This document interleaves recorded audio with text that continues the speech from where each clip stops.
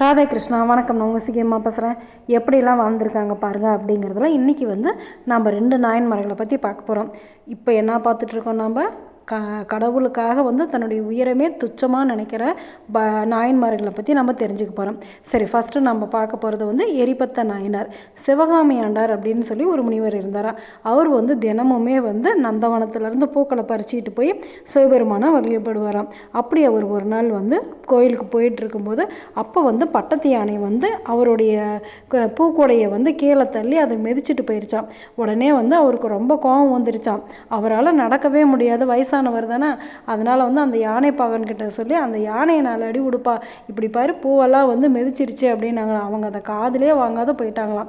அந்த பக்கம் நம்மளுடைய எரிபத்த நாயனார் வந்திருக்காரு. அவர் சிவபெருமானை யார் அவமதிக்கிறாங்களோ, சிவனடியார்களை யார் அவமதிக்கிறாங்களோ அவங்களையெல்லாம் யார் என்னன்னே பார்க்க மாட்டாரா. உடனே அவங்கள வெட்டிடுவாராம்.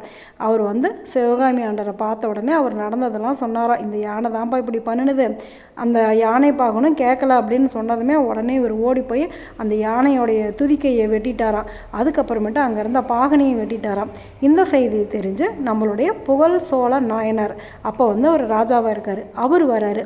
அவர் வந்த உடனே இங்கே என்ன நடந்தது அப்படின்னு சொல்லி கேட்டதுமே, சிவபூஜைக்கு பூ எடுத்துகிட்டு போகும்போது உன்னுடைய பட்டத்து யானை அதை கீழே போட்டு தள்ளிடுச்சு, பாகன்களோ அதை கேட்கல அப்படின்னு சொன்னதுமே, மக்கள் தப்பு பண்ணுனா அதுக்கு மன்னன் தான் பொறுப்பு, அதனால் நான் தான் தப்பு பண்ணினேன், என்னையும் முன்னே நீங்கள் வெட்டிடுங்க அப்படின்னு சொல்லி அவர் தன்னையவே வெட்டிக்க முயற்சி பண்ணும்போது எரிபத்த நாயனார் இப்படி ஒரு சிவனடியார் நம்ம நாட்டுக்கு ராஜாவாக இருக்கிறது ரொம்ப நல்லது அப்படின்னு சொல்லிட்டு அவரை மன்னித்து அவரை விட்டுட்டாராம்.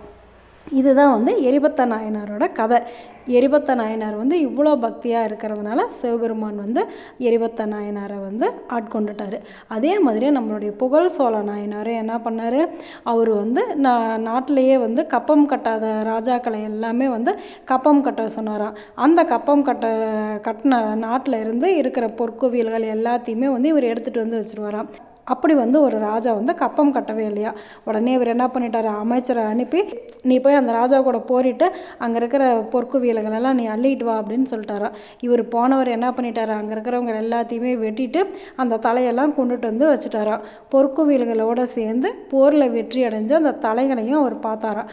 பார்க்கும்போது அதில் ஜடாமுடியோட ஒரு தலை இருந்ததாம். சிவனடியாருடைய தலை வெட்டப்பட்டிருக்கே, இதுக்கு நாம் தானே பொறுப்பு அப்படின்னு சொல்லிட்டு அவர் என்ன பண்ணிட்டார், அந்த தலைகளெல்லாம் போடுறதுக்காக வச்சுருந்த நெருப்புக்குழியில் அவரே இறங்கிட்டாராம் அந்த சிவனடியாரோட தலையை தூக்கிட்டு. உடனே சிவபெருமான் அவருக்கு காட்சி கொடுத்து அவரை ஆட்கொண்டுட்டாராம். தன்னுடைய உயிரையும் துச்சமாக நினச்சிருக்காங்க. எதுக்காக, சிவனடியார்களுக்காகவும் சிவபெருமானுக்காகவும். எப்படி வாழ்ந்திருக்காங்க பார்த்தீங்களா. நாம்ளும் இதே மாதிரி எப்பவும் பக்தியோடு இருப்போம் அப்படின்னு சொல்லி வேண்டிக்குவோம். இதில் இன்னொரு முக்கியமான விஷயம் என்ன அப்படின்னாக்கா, ஒரு நாளைக்கு நம்ம 21,600 தடவை மூச்சு விடுறோமா. அந்த ஒவ்வொரு மூச்சுக்குமே நாம் நமச்சிவாயம் நமச்சிவாயம் அப்படின்னு சொல்லிட்டு நம்ம சொல்லிக்கிட்டே இருந்தோம் அப்படின்னாக்கா நமச்சிவாயம் நம்மளுக்கு கண்டிப்பாக காட்சி கொடுப்பாரு.